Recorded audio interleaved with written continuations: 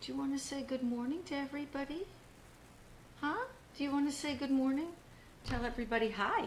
It's Science Tuesday, and my name is Newton, and so therefore, I'm the science expert. Good morning, everyone.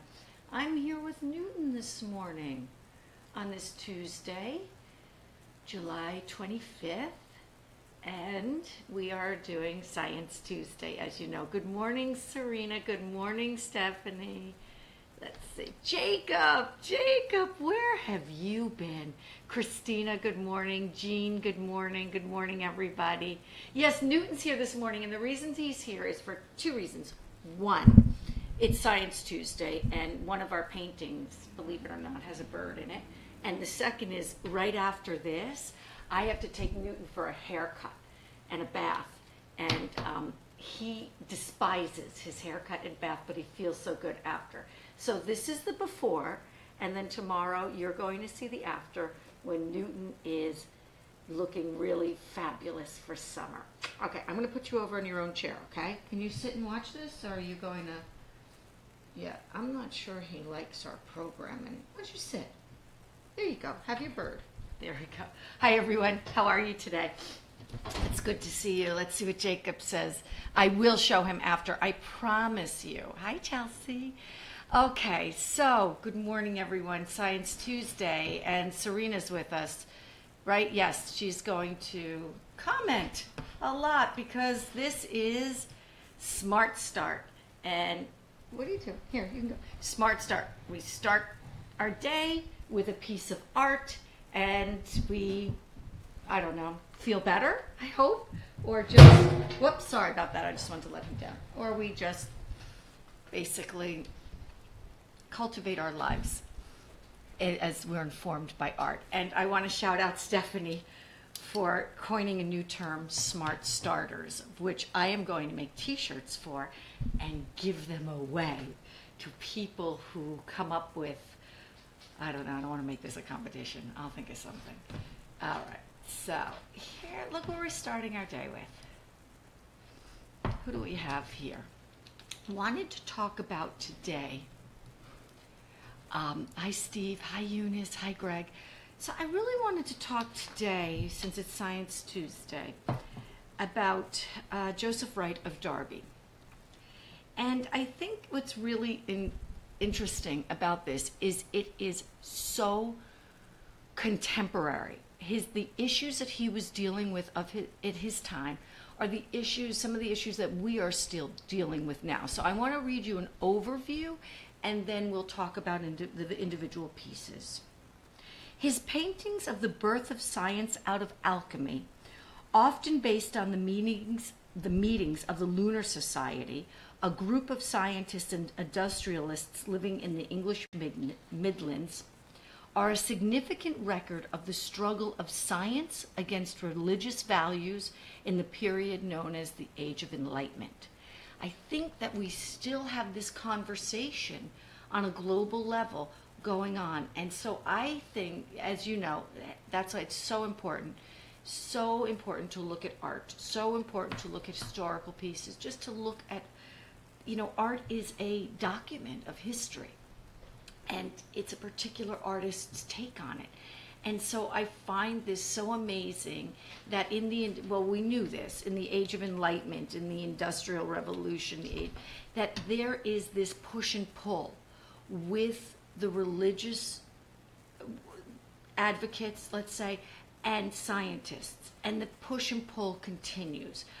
What I think is so amazing about this piece, and I want to hear what you say about it, is, for me, Serena, what jumps out for you right away with this work? I'm going to give her a chance to respond, because I think for all of us, I hope, well, we'll see. I want to know what you think, what is jumping out for you. Actually, while we're talking about what jumps out for you, let me show you another image, and then we could talk about it as a group of images, and then this. And so I would love to hear what everyone has to say here. Hi, light. Yeah, it's the light. Oh, Chelsea, yes. Yeah, Serena, Jacob, she's very rarely wrong. Serena, you know, these artists, they really understand the work, I have to say. The light and dark, the chiaroscuro, the light and the dark, chiaroscuro, clear, the light and the dark Italian. And it's very important, that effect. And it says, Wright is notable for his use of chiaroscuro, which emphasizes the contrast of light and dark, and his paintings of candlelit subjects. He's considered the first professional painting to express the spirit of the Industrial Revolution. So let's look at this. This is an experiment on a bird and an air pump. And Chelsea, you're absolutely right that the girl is also a very important part of this painting. But I also want you to take a look at that moon in the background, that full moon. Remember, he was part of that lunar society. Let me read you a little bit. I have to shout out the Niels Bohr Institute and Gene Faba of Volvox Motion. I know we all know him. He really put this together. He found the Niels Bohr Institute did the scholarship on this, and it's a really excellent website. So I'm going to post it for you after. So let's look at the air pump. The air pump painting was a depiction of a science exhibition. This one, however, is set up to inspire suspense and sympathy, along with curiosity among the onlookers. Exhibited in 1768, the painting shows an air pump, which the demonstrator cranks to remove air from the glass bowl in which a bird is sealed. One child hides her eyes, while an older boy watches curiously on the sidelines. A young couple gaze into one another's eyes, disinterested in the fate of the bird altogether. Eerie shadows light the faces of the onlookers, and whether the bird is to live or die is left to the imagination. I think that's very interesting. At this time, yeah, the girl can't look. I agree. Christina, good morning. Thank you for joining. This is a connection. Everyone is connecting visually or audibly to one another, except for the woman pulling up the curtain.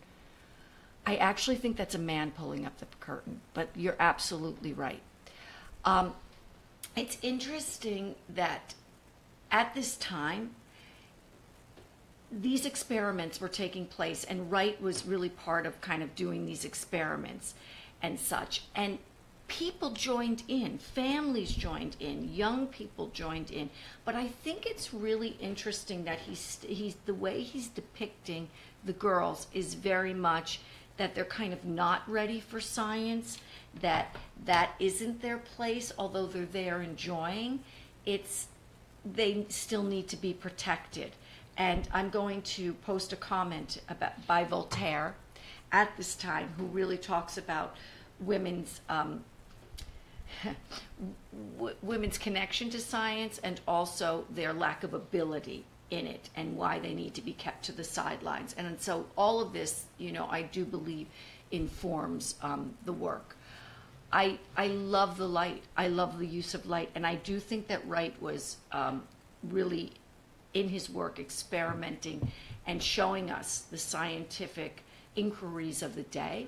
But I also in many ways feel like that he's using those scientific inquiries in kind of as a way of showing a light, a way of really working with light in service to the light. Let's go to this piece. Let's see, who do we have? Hey, Zach. This is the philosopher lecturing on the orrery, which I did not know that word, and orrery, I'm going to call it. The first of the paintings exhibited in 1766 features an orrery, a model showing the movements of planets in the solar system. A lamp in the center represents the sun. In Wright's composition, the lamp is not visible, but its reflection illuminates the faces of the audience, especially the girls, right? Again, we have those little girls there as kind of, I don't know, a ruse. I'm not sure. What do you think, Serena? At the center, the lamp in the center represents the sun. Oh, we said that. I'm sorry. It's not unusual to behold such a scene in Wright's time. In the 18th century, I'm sorry, I hear a phone in the background. In the 18th century, science was becoming popularized with traveling public demonstrations. Wright very likely attended such demonstrations. He watched the chemical experiments being conducted at night in darkened rooms. On the polished surface of the table would be a set of a lamp, and as the spectators crowded around to observe what was happening, shadows would play on their faces or hover menacingly on the wall behind, shuddering as the flame flickered. Wright was artfully portraying the drama he saw in bringing enlightenment to the masses, which I think is really a tremendous document to have. The bringing of enlightenment to the masses. Good morning, Roger from Bangkok. Thank you for joining. So, and again, we're still living with that push and pull today. You know, I feel like we're still trying to bring in many ways, and I'm not going to give a political statement here or my opinion of it, but if we look at society today, we see this notion of this push and pull between the religious and the scientific.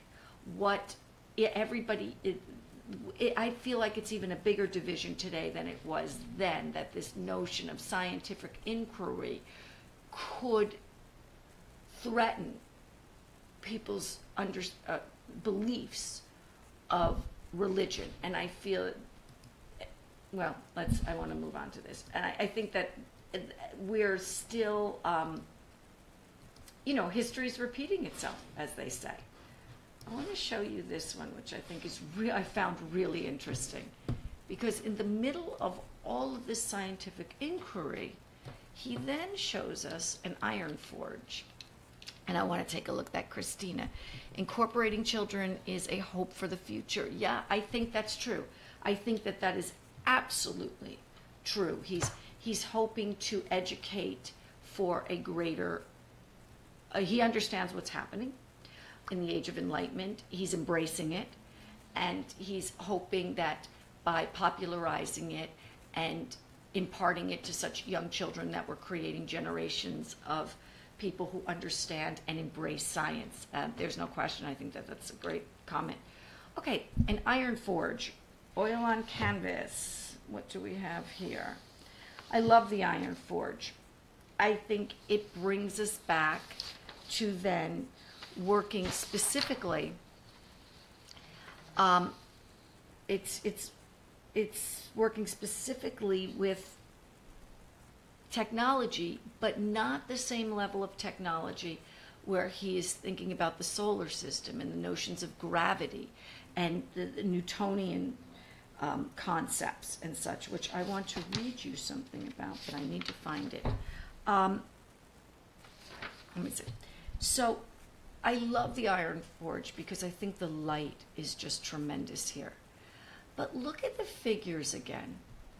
Look at the placement of the figures. Let's think about the women in this quote-unquote factory. They're very well dressed. They're looking fearful. The one woman's back is turned. Hi, Mark. How are you? So Mark says it was the age of enlightenment, from moving past the forest, embracing these new sciences. That's exactly what it was. And Serena is saying fear. Yes, it is repeating itself, but this time we don't have the luxury of time.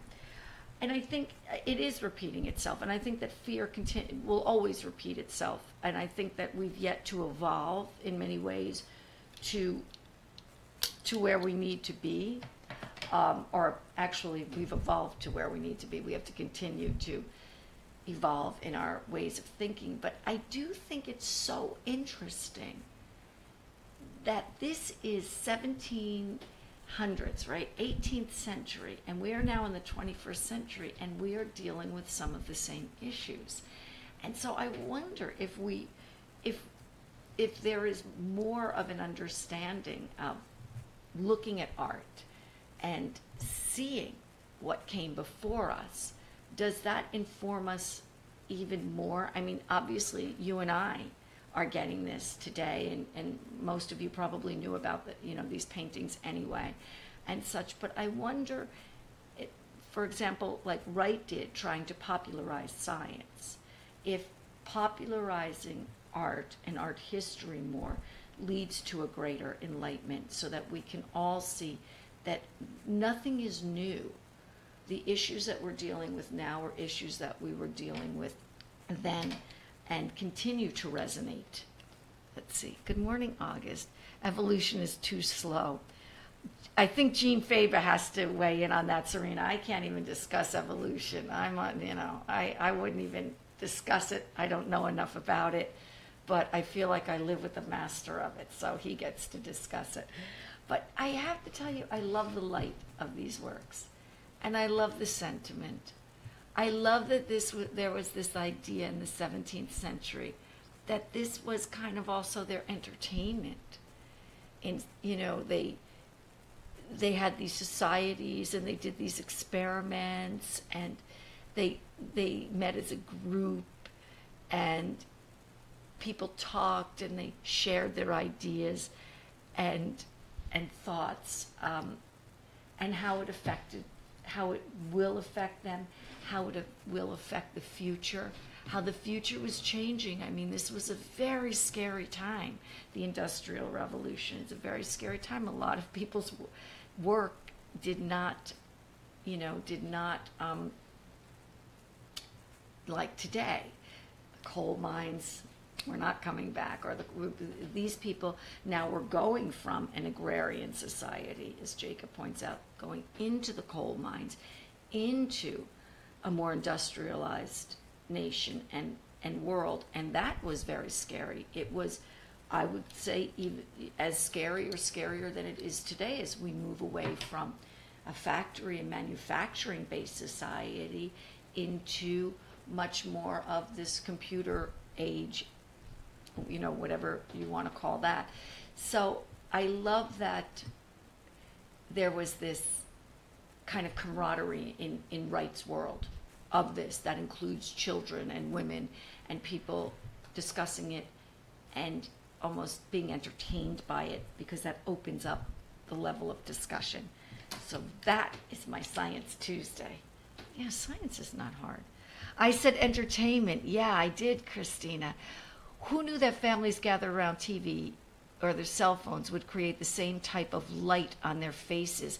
That is a really interesting concept, Christina. That is a really interesting concept. I'm going to, whoever finds the photo, please let me know. Send it to me and I'll post it, or I'll find a photo like that and send it and post it. But this light, I agree with you. This light is a warmer light than our cell phones. This light is such a warmer kind of light that casts this glow, and it casts a shadow. And those shadows, it feels to me, they can even be read. It's almost like Dante's Inferno, the shadows that are cast on the walls. I feel like you can read these shadows, that these shadows are telling you something, whereas the light from our TVs and our cell phones are just starkly on our face. We're not casting a long shadow. We're just involved. And I feel like this work wants us to come in. Let's see what Jacob says. The type of leader it will take wasn't even close to, oh, okay, yeah, Jacob, I know. Cell phones have a blue light. Blue light is damaging. That's from an artist, Chelsea. I think that that's true. And this is yellower, right? A more yellow light. So want to leave you with Joseph Wright of Derby and his magnificent monumental paintings. And I think that I wish that everybody would look at them more and see the beauty. I wish that we had a society that would look at them more honestly and see not only the beauty in the painting, in the composition as a whole, but take into account the diversity of people And that, as we talked about, Christina, that effect of almost like an entertainment, of a gathering, of a society, of a group that is discussing all of these ramifications and changes that are coming, that are scary as well, but embracing them. So that is Smart Start for Tuesday, and I'm looking forward to tomorrow, which is, Women Crush Wednesday. I hope you all have a great day. Newton's going for a bath and a haircut. He will look decidedly cleaner, better, and different tomorrow, so we're looking forward to that. Well, let me just see what Mark had to say. Oh, tungsten lighting, yeah. That's very interesting, Mark. I'm going to look that up. Thank you for that. Thank you. All right, everyone, have a wonderful day.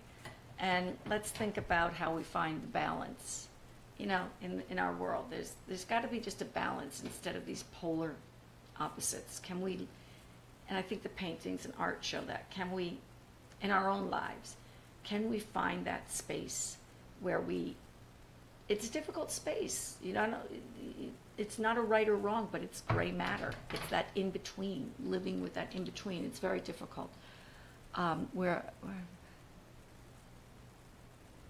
That's great. Yeah, I think we can too, Serena. All right, have a wonderful day, everybody. I will see you tomorrow for Women Crush Wednesday.